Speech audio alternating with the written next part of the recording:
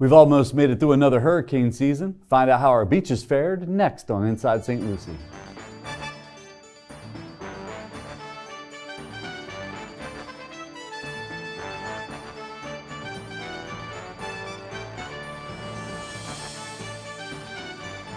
Hello and welcome to this edition of Inside St. Lucie, SLC TV's monthly government affairs show.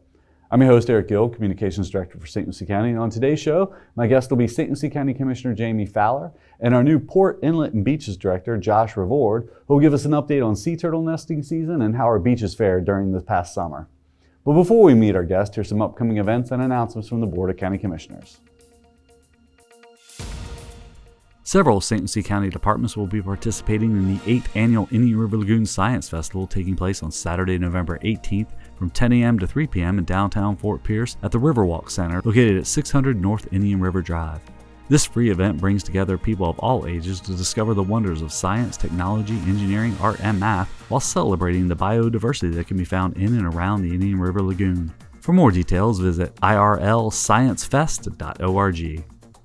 St. Lucie County offices, attractions, and libraries will be closed on Friday, November 10th for Veterans Day, and on Thursday, November 23rd, and Friday, November 24th in observance of Thanksgiving. Now for the latest updates about all St. Lucie County Commission meetings, workshops, and events, be sure to visit our website at stlucieco.gov and click on our comprehensive calendar. And if you'd like to be added to our press release distribution list, send us an email at pio@stlucieco.org. We'll be happy to include you. We're also on social media at St. Lucie Go, so we hope you'll follow us there. We're going to take a quick break. Before we do, we're going to check in with the latest economic development stats with another St. Lucie Works.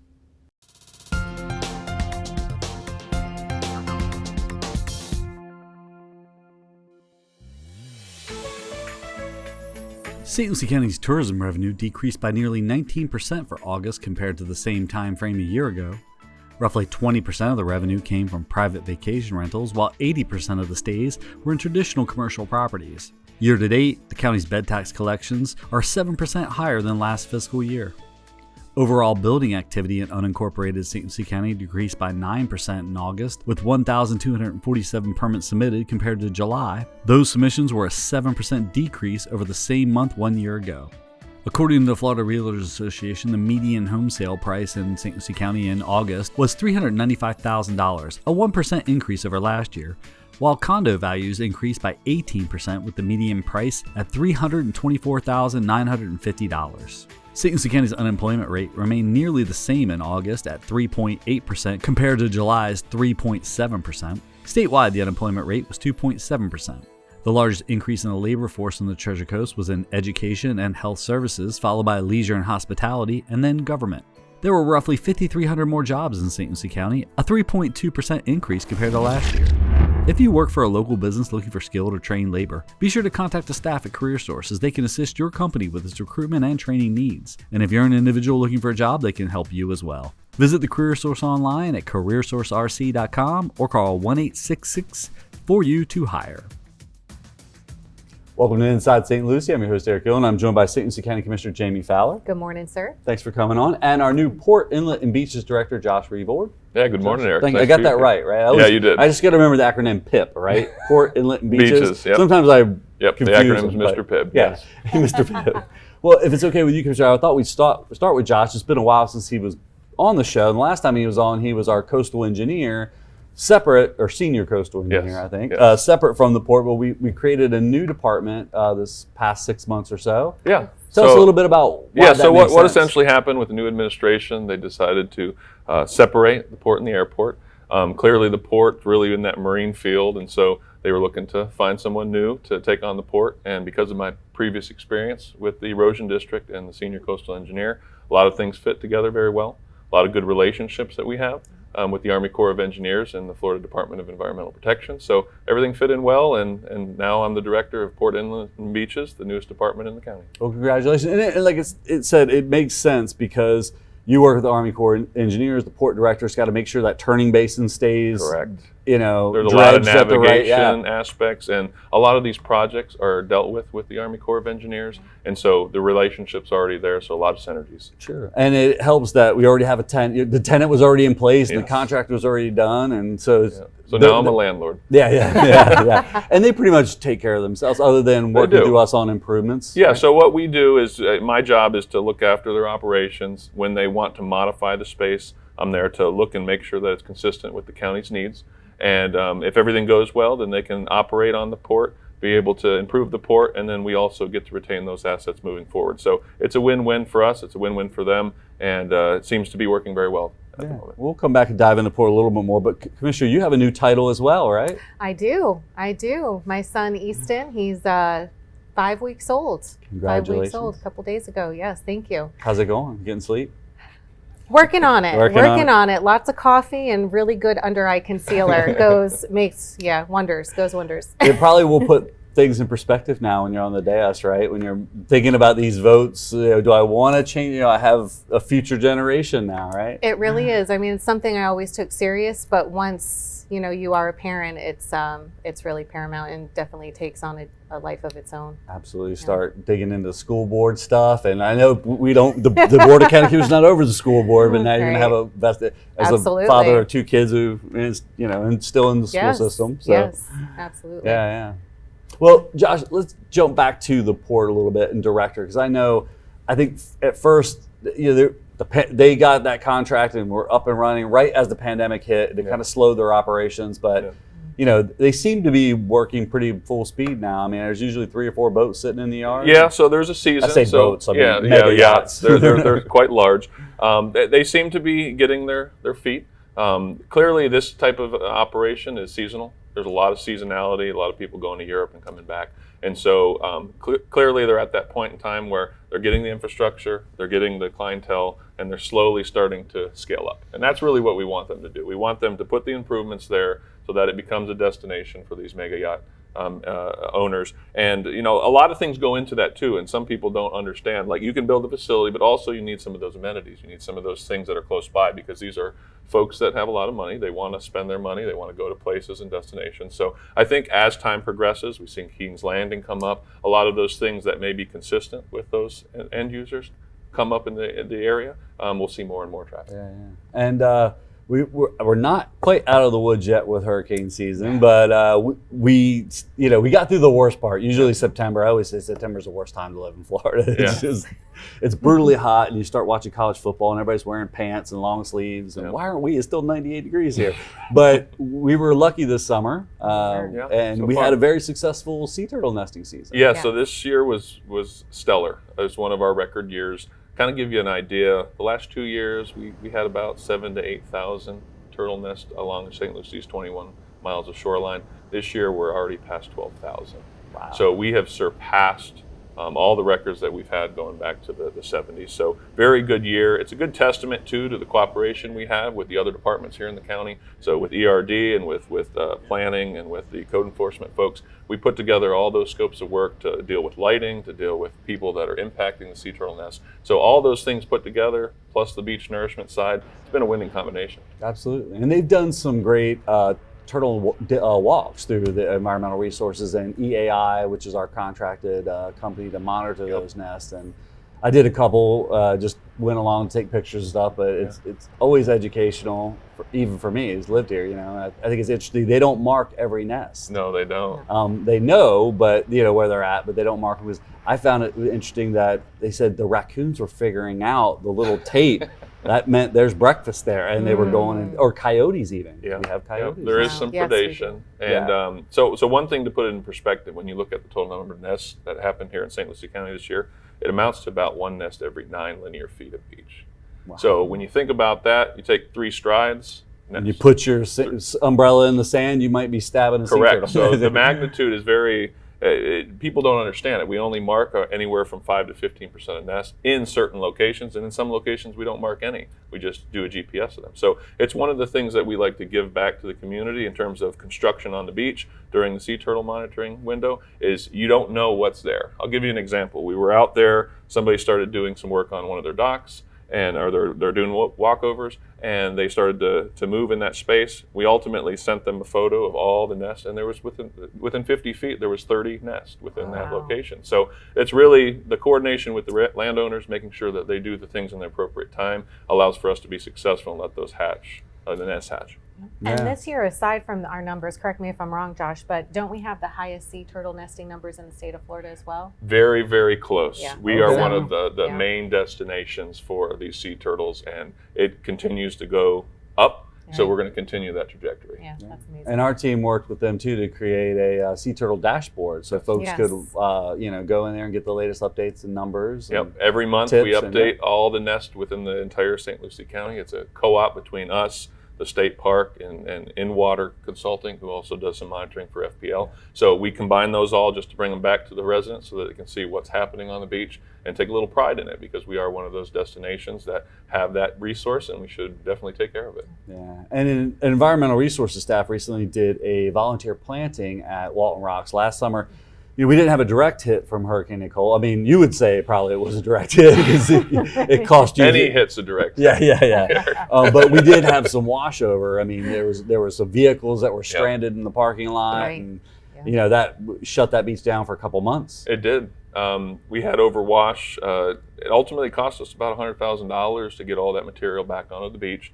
Of course, once we were done, we coordinated with the ERD, who had somebody give them some plants, and they coordinated that effort, and it was a win-win. We were able to bring the beach back. We were able to bring the plants to the beach to show the intrinsic value of the vegetation, which helps shore up the shoreline. Yeah, that was a great morning. It was beautiful weather, and watch the sunrise and people planting some sea oats. You're welcome, Eric. Yeah, no, I don't mind. I'm up at 4 every day. I'm early riser. It doesn't bother me at all. So, well, Commissioner, you all got through your first budget, right, this year? Yes. Winding down the first year in office. It's crazy to think it's been a year already. Yes. So it was. You're able to great lower the watching- millage rate and still keep services. Yeah, which was important.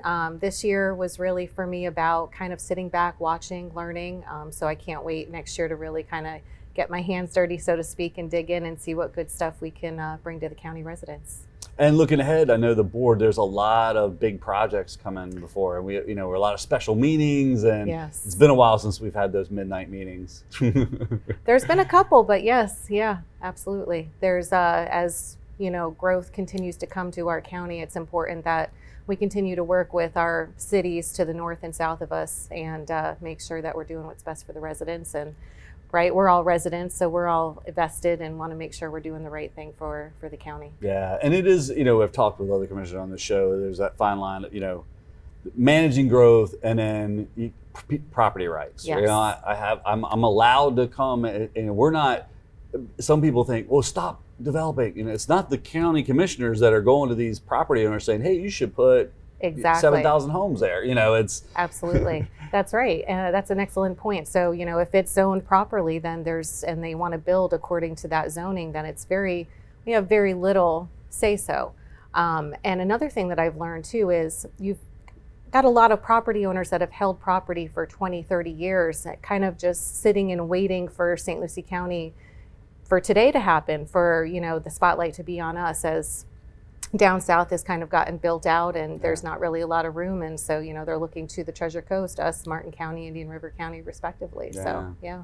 And I think for a minute is not, Josh, we used to be in public works, but, we're trying to do more long range planning. I know we've got a stormwater master plan underway now. And Yes. so public meetings and because, And that's important for my district, District 4, White City. yes. We're right there by the river, Indian River Estates, Older the Savannah's neighborhoods, Preserves. yep. Yes. So, drainage is now near and dear to my heart. I get super excited when we have drainage projects that are coming online. So, Yeah, and you filled in, not to bring up the past, but Commissioner Franny Hutchison, who was big in the erosion Yes. district. And yes. are you trying to fill those shoes or, The erosion district, it's a board that I would love to serve on. So Yeah. I'm hoping, that maybe in the near future I can get on that board. we got reorg coming up. so. Exactly. Yeah, I'm, every Saturday was spent on the beach with my mom.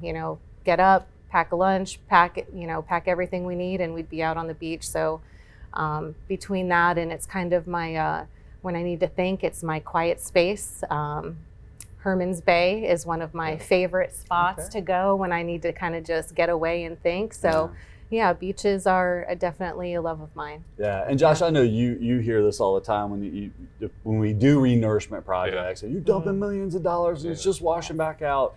But there's a value to protecting so there's a practical significance of doing some projects, and Fort Pierce Beach is one of those examples. The inlet impacts the natural progression of sand along our shoreline. So if we don't place sand immediately adjacent to that shoreline, then we lose out and we have that erosion continue to spread. So it's strategic. Now it does leave, but it doesn't leave forever. It moves to the next beach and the next beach. So what we've been able to do is strategically locate 2 locations in St. Lucie County shoreline where we do nourishment. Right. When you go north to Indian River County, they have 5 different sectors where they do. You go south down into Martin County and Palm Beach, they do multiple. So we are really one of the only communities who have just 2 special locations where we have to nourish. And I think we need to remember too, Eric, is that the reason why we do this is to continue to bring the optics needed to bring people to St. Lucie County. People come to St. Lucie County for our inlet, for our ICW, and for our beaches, period. Those are the destinations. So when people come here, that is the number one thing on their list. Yeah. And so if we don't keep that going, then we lose out in the grand scheme of things, because there's not one community along the East Coast or the West Coast that says, hey, we have beach erosion, we're not going to take care of it. Yeah. And if they do, they're raising their hand for failure. Yeah. So it's a necessary evil, but we try to do it the best way we can, the most efficient way, and that means partnerships with both the state and federal government. When you combine those together, Fort Pierce, for example, we only end up paying 11% on the dollar to nourish a beach, which nourishes the next 10 miles of beach. It's a good value. Yeah, and not just the people, but we talked about sea turtles, right? I mean, Right. this is there's wildlife and nature involved. There's also a nuclear power plant we have to protect on the barrier island. I have so- a vested interest in keeping that safe too as well. Me too. I appreciate that. Yes. Because, we just did a drill this week with Yeah. the NRC, and they're Yeah. not fun. I don't want to have to do it for practice is fine. I don't want to Right. have to do it for real life though. Yeah. No, I agree with you Yeah, full-heartedly. absolutely. So, well, like you said, we got a busy year coming up. Anything do. you want to mention before we wrap up the show? I think it's going to be being more vocal. So this year, it was really, again, a learning experience, and maybe half a dozen meetings did I really kind of vocalize my thoughts and opinions. So I look forward to being heard more up on the dais, and continuing to work with our leaders, our local leaders, to make sure that we're shaping our county again to where we can all work, play, and have fun for the residents that are here and the ones that are going to be moving here. Yeah. Josh, what about you? Looking forward in your new role? What are some of the big projects you got to tackle? So there's a lot of big projects. I think from my perspective is I want to see something happen at the port. I grew up here in St. Lucie County, and it's kind of been the same way it's always been. And so hopefully with a few little things to do, we can start making some momentum. Beach side and inlet side, I mean, we've been very successful. We keep a really good program, and we get a lot of money to help us do those projects. So we're looking to continue that. One thing that we're really going to be looking at is being able to combine projects to have a better sense of sustainability. So to give you an example, we're going to be doing the inlet dredging with the Army Corps. Well, some of that sand could be utilized at Fort Pierce Beach, so we're combining those 2 projects to do a joint project that'll help us save money on the mobilization, help us to be more efficient, and use our regional sediments wisely.